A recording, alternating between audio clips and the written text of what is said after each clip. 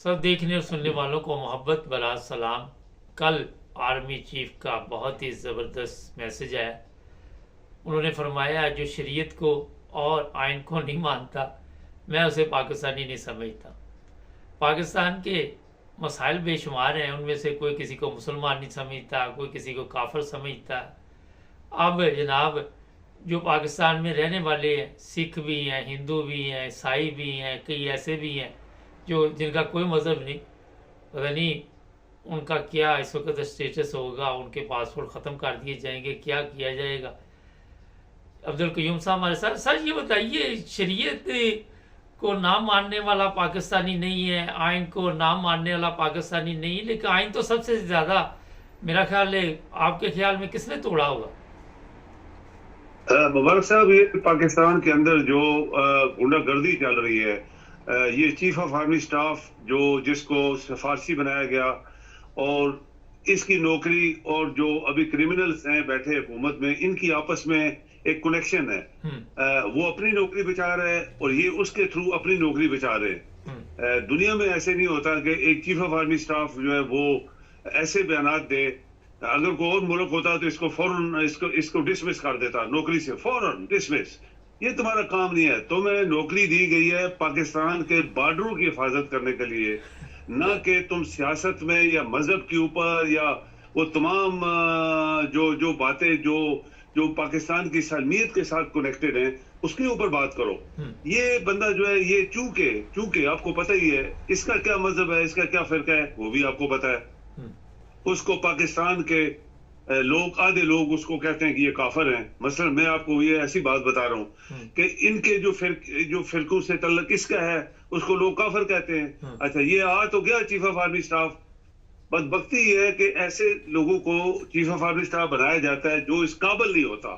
अगर वो इस काबिल हो तो पाकिस्तान में बड़े बड़े काबिल लोगों को घर भेजा गया और ऐसे लोगों को चीफ ऑफ आर्मी स्टाफ बनाया गया। इसका कोई हक नहीं है ऐसी बात करे मजहब के ऊपर। इसका कोई काम नहीं है कि लोगों को काफिर या शरीयत के जाओ। तो अगर तुम इतना ही शरीयत का पाबंद है तो जाओ किसी यूनिवर्सिटी में जाके प्रोफेसर लग जाओ मक्के मदीने में जाकर तुम्हें उधर लगाएंगे, उधर लगा दो और मजहब के ऊपर बातें करो, दूसरे दिन तुम्हें अरेस्ट कर लेंगे।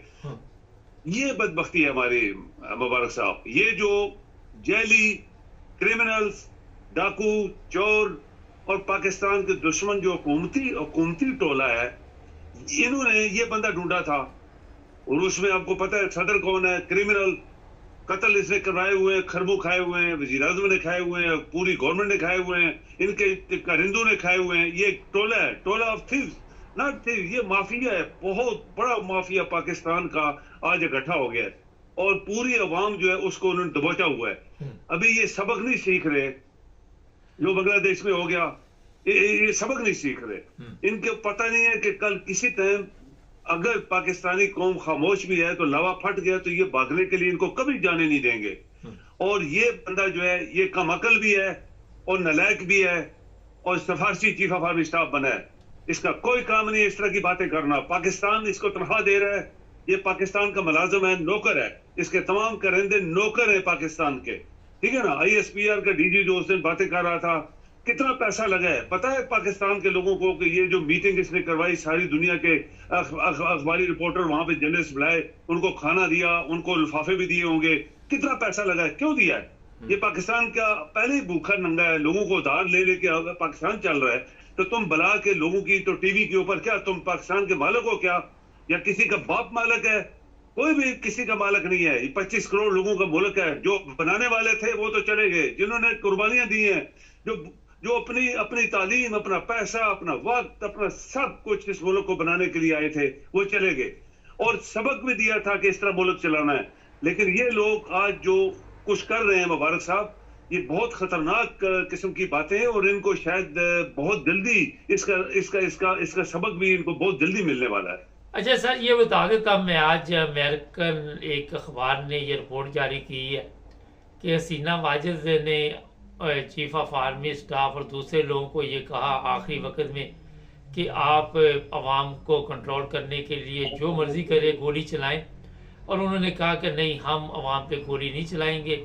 और फिर हसीना वाजिद जो है वो आखिरी वक्त तक कोशिश करती रही आवाम से ख़िताब करने के लिए, लेकिन माहौल ऐसा बन गया कि उसका सब साथ छोड़ के, और इस वक्त कोई मुल्क उसको लेने के लिए तैयार नहीं है। ये मैं आपको बता रहा हूँ, जहाँ वो हिंदुस्तान में वो भी रखने के लिए तैयार नहीं है। और अब कभी वो फिनलैंड की बातें हो रही हैं, कभी किसी अरब ममालिक की बातें हो रही है। तो जब आप काम अच्छे नहीं करते तो फिर आपके हालात इसी तरह के। सर ये बताइए कि आइन किसने तोड़ा सबसे ज़्यादा? देखिए, आइन को मानना ही नहीं है किसी ने। मुबारक साहब, तोड़ने की तो बात ही बड़ी दूर है, ये तो किसी ने मानना ही नहीं इस आइन को। कितने आइन बने, किसी ने नहीं माना। ज़िया-उल हक ने तो कहा था ये कागज के टुकड़े उठा के कूड़े में, इस टोकरी में मैं फेंकता हूँ अभी। ये ज़िया-उल हक ने बोला था ना, जो तो बड़ी नमाजें पढ़ाता था लोगों को और बेवकूफ बना रहा था कि शायद मेरे भी 20 साल लगे। भुट्टो ने एयर मार्शल असर को कहा, देखो तुम हम आपस में नहीं लड़ते, इस 20 कौम को 20 साल हम दोनों बेवकूफ बना लेते हैं। तो वो उसको आकड़ गया था, उसने कहा क्या बकवास किया तूने।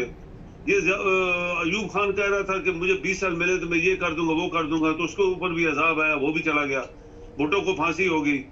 ज़िया-उल हक के साथ जो अशर हुआ वो दुनिया के सामने है, सिर्फ उसके 2 दांत उधर दफनाए हुए हैं, बाकी तो उसका कुछ भी नहीं बचा था उधर। तो ये मुबारक साहब, ये लोग अल्लाह से भी नहीं डरते। देखिए, ये अल्लाह से नहीं डर रहे, अभी ये वो तकब्बर कर रहे हैं जो अल्लाह ताला को पसंद ही नहीं है। ये तकब्बर, ये सारी कायनात उसकी है, वो खुद मालिक है इसका, और वो जब सजा देता है तो बहुत बुरे तरीके से देता है, ताकि आइंदा आने वो तो कहता है कि मैं पढ़ी लिखी होती हैं। वो तो कहता है मैं तो इस्लाम का ठेकेदार हूँ और मैं जो चाहे वो कर सकता हूँ, हमने तो बड़ी जंगें जीती हैं, हमारे तो बड़े कारनामे हैं। सर वो तो ये बता रहे हैं। कौन सी जंगें जीती हैं? नूरजहां के गाने को आगे, जो कि बद किरदार औरत थी, और वो फौजियों को वो वर्गलाने के लिए मुसलमान जो लोग होते हैं, मुसलमानी कौम या मुसलमानी फौज जो है, वो अल्लाह का नाम जिक्र करके, वो अल्लाह ने बोला मेरा नाम लोगे तो मैं तुम्हें हौसला दूंगा, तुम्हें ताकत दूंगा। ये वही फौज है ना। अब आप ईस्ट पाकिस्तान आपने गंवा दिया। कारगिल में इंडिया वाले आज भी कहते हैं हमने इतने इनके बंदे मारे हैं, और बाकी भी जहां जहां हमारी मार जहां पड़ती है, अभी टेररिस्ट आते हैं, मारते हैं, इनके 20 बंदे होते हैं, वो आते हैं 4 बंदे मार के चले जाते हैं। तो जंगें कौन सी जीती हैं? ये बंदा जो है, ये मेरे ख्याल में पाकिस्तान को डुबोने के लिए आ गया है। इसको अगर आपकी कौम जिंदा पाइंदा होती, यकीन करें, अगर ये गवर्नमेंट चूंकि जाली है, चूंकि ये इसी के सहारे चल रही है, वरना इसको उसी टाइम इसको डिसमिस कर देते, उसी टाइम। इसका क्या काम है?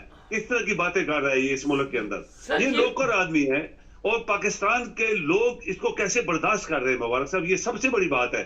जैसे बांग्लादेश में वजीर आजम को आज कोई, जैसे आपने बोला, लिफ्ट नहीं दे रहा, पूरी दुनिया उसको कहती है हमारे मुल्क में नहीं आना। तो आपको याद है शहंशाह ईरान को भी साथ ऐसे ही हुआ था, जो अमेरिका का एक खास आदमी था, जब वो उसको उठा तो वो भी जलील तर हुआ था। ये भी जलील होने वाले हैं, यकीन करें मुबारक साहब, ये याद रखें, ये बहुत थोड़े दिन है, अल्लाह ताला इनको दुनिया के सामने जलालत क्या देगी। मैं तो हमेशा कहता हूँ इनको फांसी दो, इनको जायदादें जब्त करो। बहुत शुक्रिया सर जी। नहीं, अपना मजाक खुद बनवाते हैं, खुद ऐसी तकरीरें, पता नहीं कौन इनको लिख के देता है। पाकिस्तानी जब तक एक कौम नहीं बनेंगे, जब तक पाकिस्तानी एक प्लेटफार्म पे इकट्ठे नहीं होंगे, मज़हब हर एक का ज़ाती मसला है। ये मज़हब का ही मसला बना हुआ ना इंग्लैंड में, किस तरह पुलिस जो है वो हालात का मुकाबला कर रही। हमारे लोग, वो इमरान खान की फिर बात मुझे याद आ गई, वो कहता था एक तो ये पढ़े लिखे नहीं है, दूसरा ही कोशिश भी नहीं करते। तो मजहबी नफरत का पैगाम दे के लोगों में इंतशार पैदा करना और शरीयत की बातें समझ से बाहर है। होता यही है कि जब आपके पल्ले कुछ ना रह जाए, फिर हवाई फायरिंग होती है, और कोशिश की जाती है कि ये डराया जाए किसी तरह। ये हवाई फायरिंग चल रही सकती, स्टूडेंट मैदान में आ चुके हैं, और क्या होने वाला है पता आप सबको भी, हमें भी पता है। जुड़े रहे हमारे साथ।